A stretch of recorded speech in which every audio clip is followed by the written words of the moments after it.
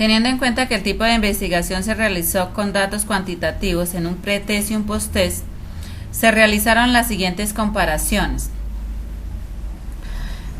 A y D, lo que tiene que evidenciar que los grupos son equivalentes, mientras que B y C deben demostrar que los grupos son diferentes.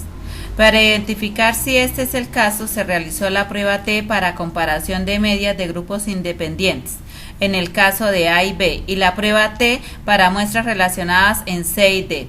Al realizar este tipo de pruebas estadísticas, así como la prueba T, se tiene en cuenta la significación, que para este caso es del 95%, por lo tanto se consideró como nivel de significancia el valor de 0,05. Si la significación es menor a 0,05, quiere decir que los grupos son diferentes, pues el valor crítico cae en el intervalo de confianza. Mientras que si la significación es mayor a 0,05, entendemos que los grupos son equivalentes. Por lo tanto, el análisis se realizó entre grupos independientes 1 y 3 y 2 y 4, y grupos relacionados 1 y 2 y 3 y 4. Según estas comparaciones, los resultados obtenidos fueron: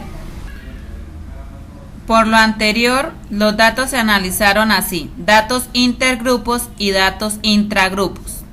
Los datos intergrupos obtenidos en la investigación fueron: en la comparación de medias se puede confirmar que ambos grupos presentaron características comparables al inicio de la intervención didáctica.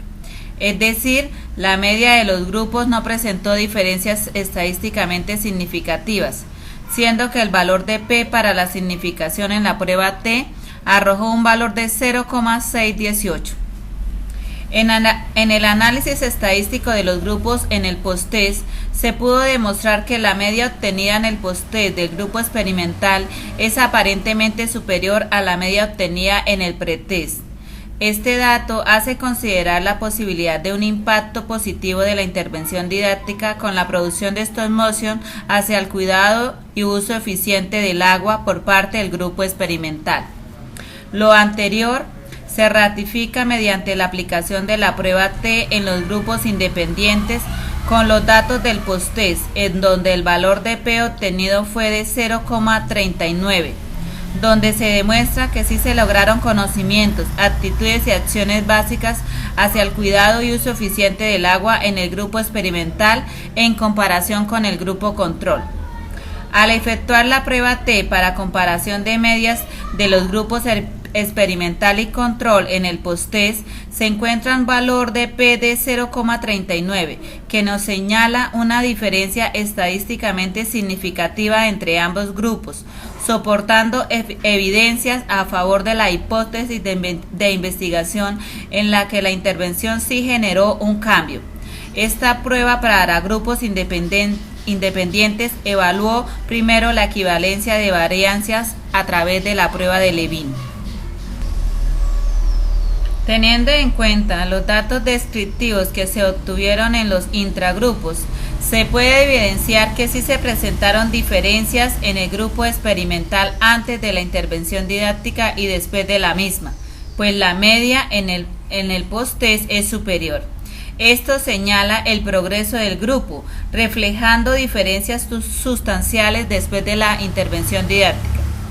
Al realizar la prueba T se evidencia el nivel de significación 0,37, donde se confirma estadísticamente que el grupo experimental después de la intervención didáctica es diferente. Las medias del grupo control revelaron que son similares antes y después, donde no surgieron diferencias entre las mediciones del grupo. Igualmente, la prueba T arrojó una significación del 0,691, que evidencia que el grupo control es igual antes y después. Teniendo en cuenta el análisis descriptivo de los intergrupos y de los intragrupos, se puede determinar la hipótesis de investigación, queriendo decir que la hipótesis alternativa, lo cual consistía en que las medias del grupo experimental en el posttest es distinta a la media del grupo control en el pretest y posttest y a la media del grupo experimental en el pretest, es verdadera.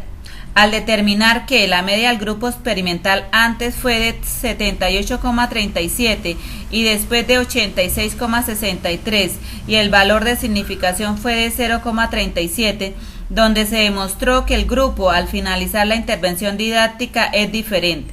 Al comparar estos datos con la media del grupo control antes 80,12 y después 78,79 con una significación de 0,691 que demuestra la equivalencia al grupo control, lo que permite rechazar la hipótesis nula y concluir que hay diferencias significativas entre las medias antes y después de la intervención didáctica en el grupo experimental.